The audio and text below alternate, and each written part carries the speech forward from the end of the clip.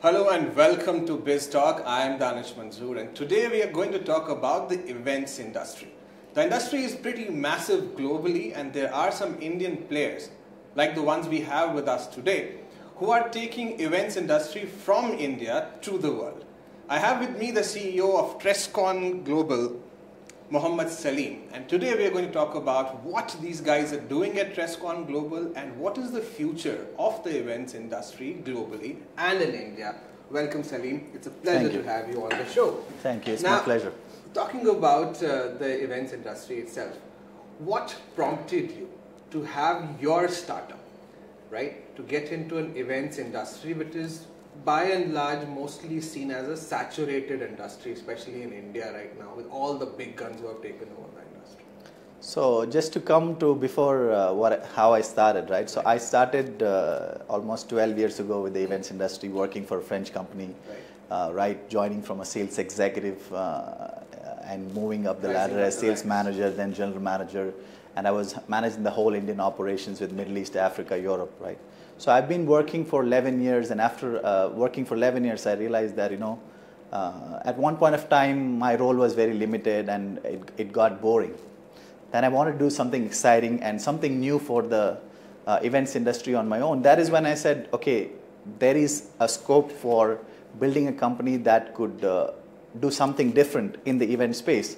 That is when I said, like, okay, now we need to start a company that would provide something different, something that people have not experienced, because there are a lot of events companies doing a lot of things, everybody trying to do their own stuff, but at the end what matters is the result of the event. So nobody focused on the result. Most of them focused on making money, quick money, jumping into a topic where if one person did it, everybody did it, right? So it was all a copy paste. So I wanted to get into something which is future, where future technologies is what was my focus, because I did a lot of stuff on technology. So we wanted to give people something new that was not already a copy paste. So we wanted to develop something new for the industry. So that is when we said, okay, we need to start. So we already had a good relationship with the CIOs. So we built the CIO series of events. We bought all the top CIOs together. So this is what made us say, okay, we have to start. Something. We have to. What you said is pretty interesting actually. And we've usually noticed that people who grow up the ranks in a particular field, they acquire a certain specific skill set and a domain knowledge when you grow from an executive to the level of general manager. And then do you think that people, like you said, hit a wall at a certain point of time and they think the company isn't really going in the right direction, but I want to take it to the right direction, but the companies aren't really ready to go that way because their focus is something else? Was that when you thought, okay, this is it, I have hit the wall, let me start something on my own? Yes, this is exactly the reason, because 3 years before I really quit and started doing something, I started realizing I have almost hit the wall, because as you said, I started as sales executive. I have moved up the ladder. I worked in all departments. I managed all, right from operations to sales to marketing to the management level. We grew from 0 to 160 employees at one point of time. And then I felt at one point of time there's nothing more I could do, staying within the company, because the focus of the company was in one direction, and I wanted to do something different. That is when I said if I come out, I could do something different and big. Normally, there's a lot of companies that came out, like even the guys who I trained, they started their own companies, but they all looked at this events industry in a small way. Like last 12 years, I had trained almost more than 1,000 people in the industry, right? So most of them some of them started their own company in a small way. But when I came out and I wanted to start something, I wanted to start something big. So basically an Indian company with a global outlook. Exactly. Right. Because I come with the international experience, right? So even though I was based in India, I had the experience of doing events in Middle East, to Europe, to Asia. So I've done events in almost most of these continents. So it was pretty natural for you to sort of start a company which is into events and do it better than the existing companies that you were with. Exactly, because I knew the process that is involved in, right from developing the concept to executing it the way it should be done. So it was easy for me to decide basically what I wanted to start and what I wanted to achieve. But in order to achieve that, I needed the right team. So that was the biggest challenge. Exactly. And the freedom, of course. The freedom is the big thing, because then I could go out, experiment, try, okay, make a mistake, fail, learn from it, and then do it bigger, right? Come back stronger. So I guess the failure is what makes you much stronger. And what I believe in is, unless you try something, you don't know if it will work or not. What was your first success when you started Trescon Global? Like, you know, in the initial phase after the hardships, what was the first success that you tasted? See, basically, when we started off well. Basically, we got an opportunity to do the World Startup Expo. So one of the clients from Dubai wanted to do a big startup event. Which year was it? This was in 2016. Okay, so basically at a time when startup... We just started, right? Was at the peak. Almost the peak. Yeah. At the peak. So it was supposed to be a kind of smaller event, but then we said, when we started conceptualizing, we said, there is a scope for a big event, right? So then we went ahead and named it as the Asia's biggest startup expo. Being a startup company, we took that risk and guts to say, you know, we will call it the Asia's biggest startup expo, when we had competitors like Web Summit doing Surge in India, and they had already done one edition, right? So we wanted to make it bigger than that. We knew we had the capability because we had the right team, we had the right marketing person. But did you have the resources at that point to pull something that big off? Not really, but we knew that... How did you fix that? No, that's what. Basically, as I said before, right, in the last 11 years, I've trained more than 1,000 people, right? So I had trained some of the best in the industry. So I knew where to get my resources. So I dug back into my books and said, okay, I need this person for marketing, this person. The first challenge was for me to build the first layer, like the management team, right? So I started with building hiring the right marketing head, the sales head, the operations head. So that is what I started with. Then we knew, okay, automatically we will get the team, right? And luckily we got the money, when we signed the agreement, we got the money that we had kind of funds to hire the right experienced people from the industry. So it all like fell in place at one point of time, right? So we knew it was a big risk that we are taking, but at the end, when we executed the event in November, it was really Asia's biggest startup expo. Wonderful. We had 300 exhibitors. Right. We had 7,000 people across the world, right from US to China. We had investors, we had corporates, we had startups, we had incubators, accelerators, all across the world coming to the event. Right. So you did hit a downtime in between in your journey at that point of time. So every company, whenever they hit a downtime, right, that becomes a source of learning, not just for the company, but for the industry and the upcoming budding entrepreneurs as well. So what are your learnings from your downtime when the company had previously? See, basically, what we did was one of the things that we did, because we were doing the World Startup Expo, we focused our resources completely into World Startup Expo. We had other events running, like our flagship events, like the CIOs, the BFSI.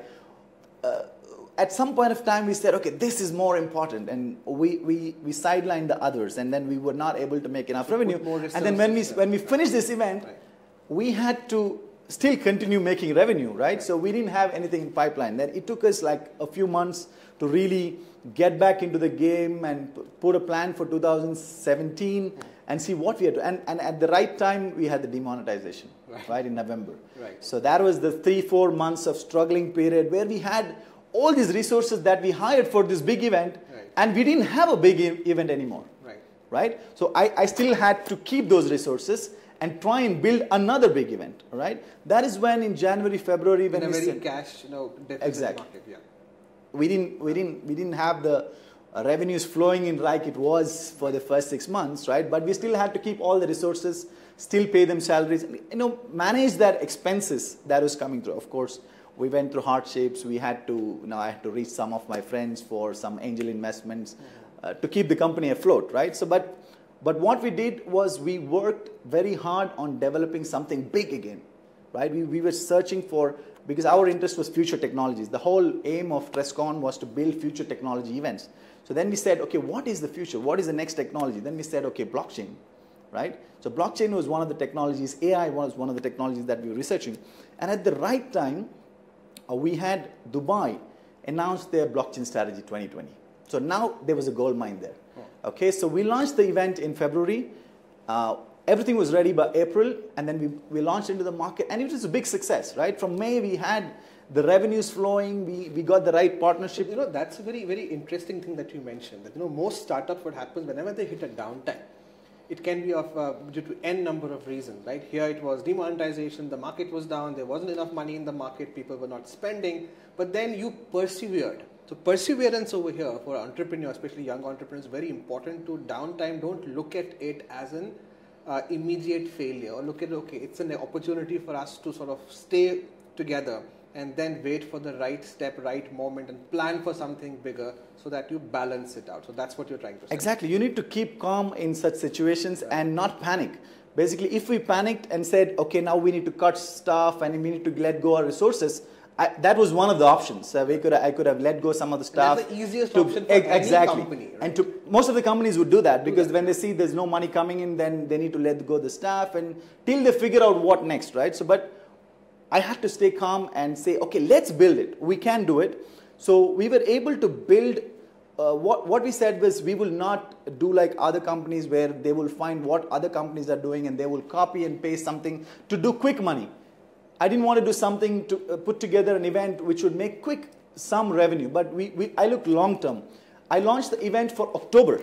Even though we were having problems in February, we launched the event in October. So I saw long term and said, okay, I could have put it in May and tried to make some quick money, but that would be only temporary, right? So we wanted to make it big, so we put it in October. We went full-fledged and we got back in the game. Wonderful. Right? So for those of you who have just joined the broadcast, we are in conversation with the CEO of Trescon Global, an events company, an event startup rather, from India, which, from what I understand from my earlier conversation with Saleem over here, that they are not really the classic startup which wants to raise funds at all times. However, they did raise some angel funding initially during their downtime. We are in conversation with Saleem right now.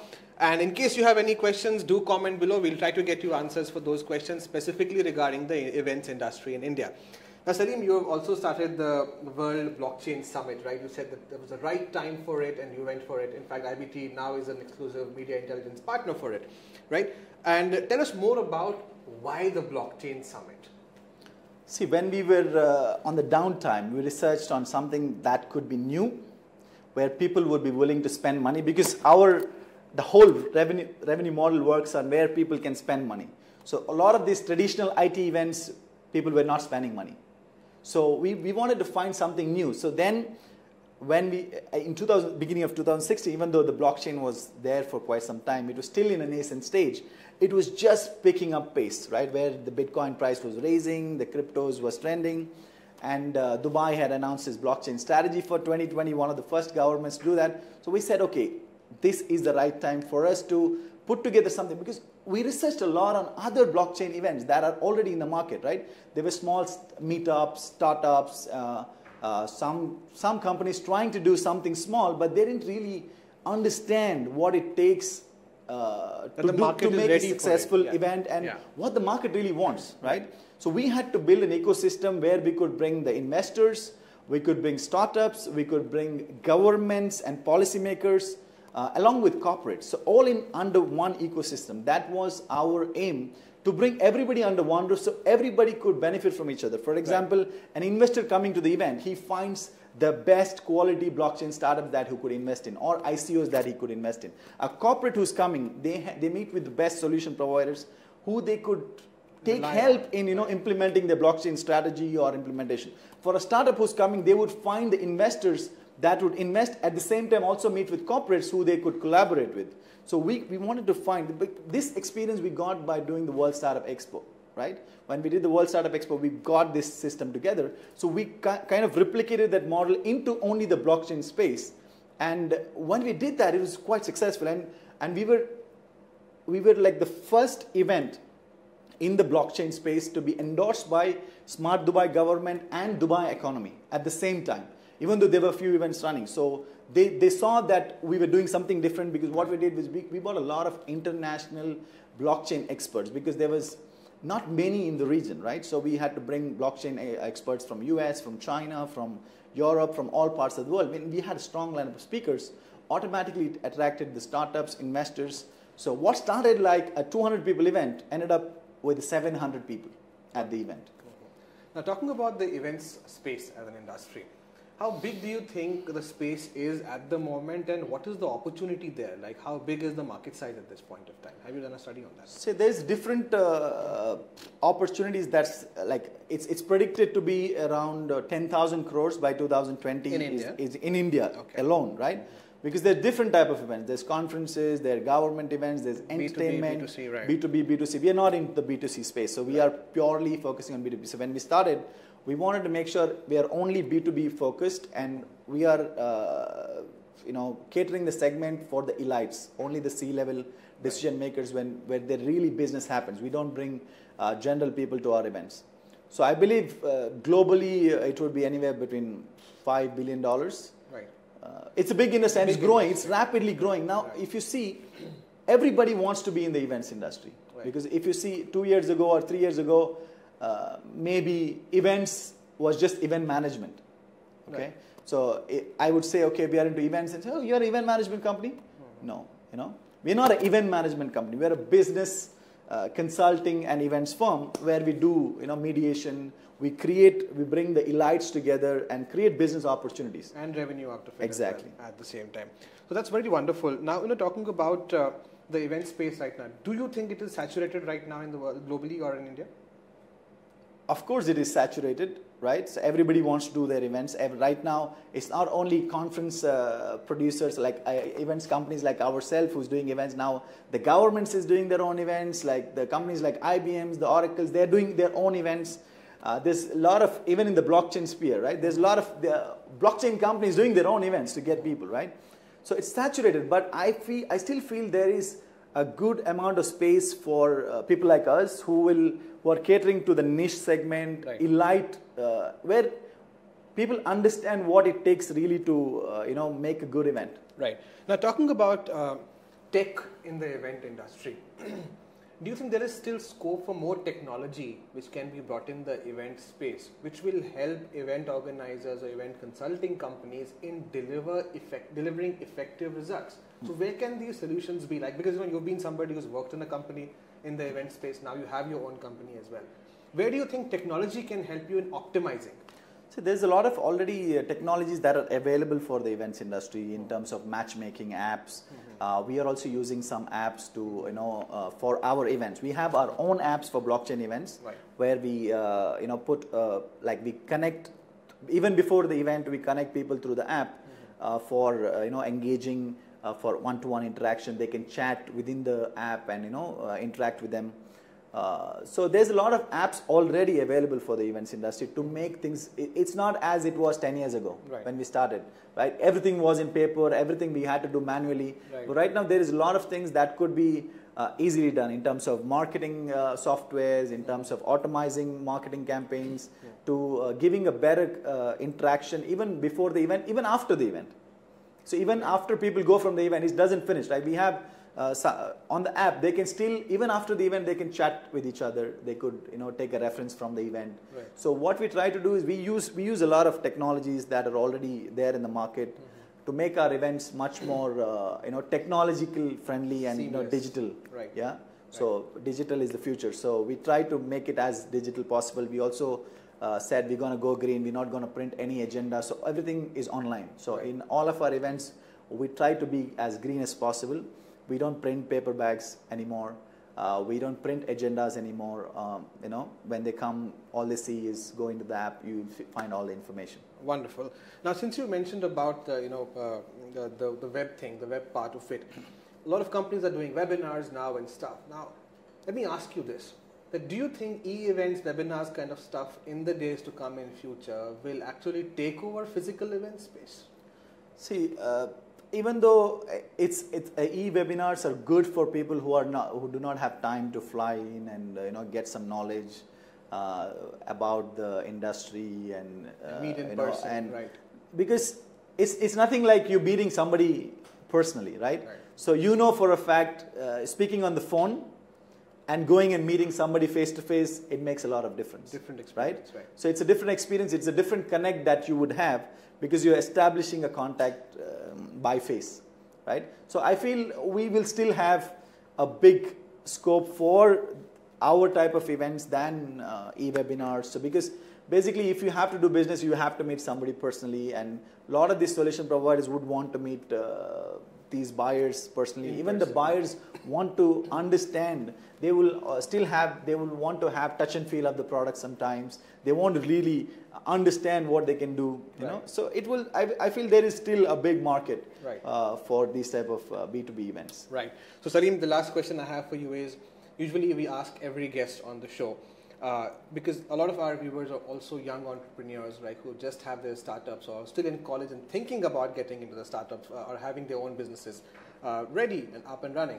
What advice would you have for the youngsters out there about starting a new business, or the people who are stuck in a salary job, but they want to do something, they have a brilliant idea and they want to excel and do something? What's your advice for that? I was in a very comfortable job, right, that paid me very well. I had a good paycheck coming. My management treated me very well. But at one point of time, I had to take the decision, right? So I was doing a job for 11 years, and I was still thinking, should I take the risk of starting something on, burning my hands, maybe, you know, face failure, or be cushy, you know, be comfortable with the cushy job that I have and the money coming into my account every month. So I had to make that decision, because I said, if I come out, I might fail, but if I win, it's going to be big, and I could do something on my own terms. So if you have ideas, if you know that you are capable of doing something, so you need to first, when you start off thinking building a product, don't go behind investments, right? Think, if you don't have an investment, can you build a company? Because you will come out thinking that you would build a product and you will get an investment, and then you will be able to grow the company, and then it happens that you might build a product and you might not get the investments. So think of building something that you could sustain at least for the first year, and build something on your own, and then if needed to scale up the company, you need to go after investments. But I would say, as much as possible, stay away from taking investments and try to build something on your own. That's one of the really wonderful advices that has been given on this show so far. Thank you very much, Saleem, for joining us today on this show. So that was Mohammed Saleem, the CEO of Trescon Global. We spoke about the event industry, we spoke about their company as well, and at the same time some really wonderful advice for all the young entrepreneurs out there, or the ones who really want to start their own startups or their companies. Don't get comfortable was the take home from over here. Don't get comfortable. At the same time, whenever you would want to plan a company or a startup of yours, don't look at raising funds immediately, but the focus should be, can your company stay relevant without you having to raise funds? Thank you very much for joining us today. That would be all, and we'll be back with you next week.